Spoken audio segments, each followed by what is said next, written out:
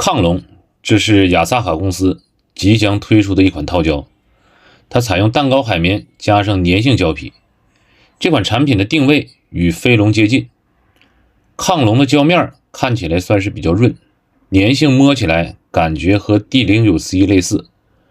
我试了一下，它是不能够粘起乒乓球的。红色的蛋糕海绵和雅萨卡飞龙中硬是一样的。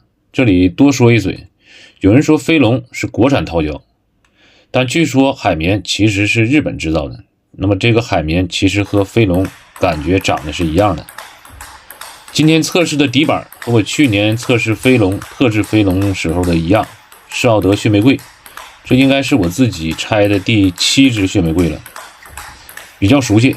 正手依然和上回一样，你要乘省40度。厂家并没有说亢龙适合正手还是反手那么我们先作为正手来看一看。亢龙的胶面虽然是粘性，但是海绵的通透度包括弹性做的是比较好的。如果和 D09C 相比，亢龙的发力门槛会稍微低一点，球速也会略快一点。这种日系风格的蛋糕粘套和德系相比，声音还是会略微闷一点，没有德套那么响亮，多了一分沉稳，牺牲了一些速度。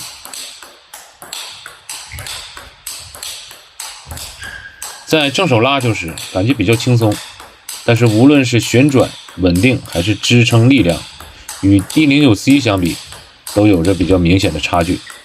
不过考虑到它的定位，做到这样的水平，我觉得中规中矩。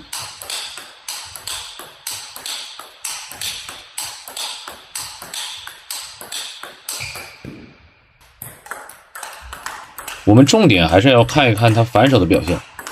先要说明一下，在贴板之前，亢龙我是刷过一遍膨胀油的。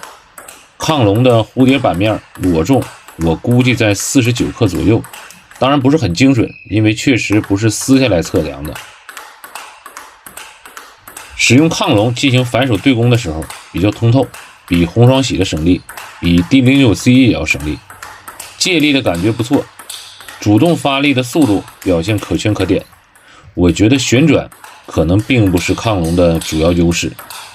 和很多蛋糕粘性的套胶相比，虽然它打起来比较轻松，速度也比较快，但是粘套的那种咬球感、稳定的弧线、出色的旋转，这些好像和它的关系并不大。总的来看，它的性能更接近于日系色套，或者说与飞龙的手感差别并没有表现的那么明显。在反手撕和反手拉球的过程中，它的支撑够用，移速较快，发力门槛不算高，单板质量中规中矩。但是由于旋转表现一般，造成出球的指向性没有那么精准，二跳的加速感也不太明显。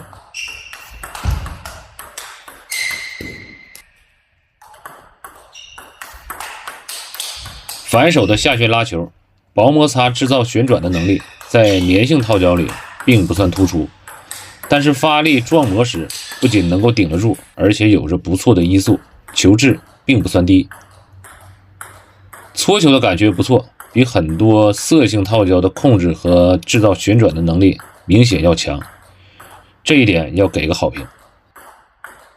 最后做一下总结，亢龙是一款蛋糕海绵搭配半粘半色胶皮的新产品，它的发力门槛不高，借力不错，作为反手使用，对于绝大多数业余球手来说足够用。缺点主要是旋转和指向性表现一般。